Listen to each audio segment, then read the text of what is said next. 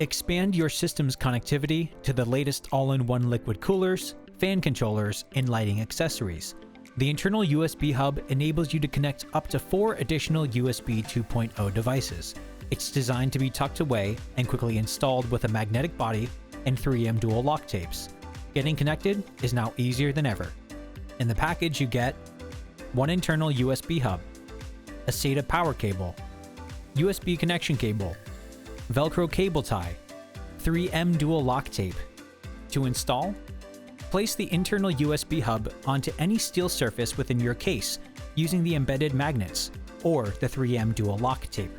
Ensure your PC is powered off and connect the internal USB hub to the power supply using the SATA power cable.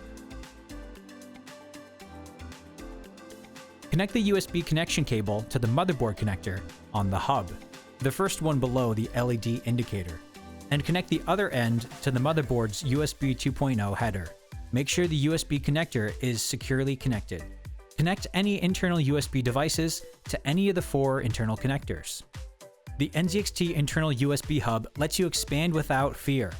To learn more, visit nzxt.com, and to always stay updated on NZXT products, subscribe to our channel.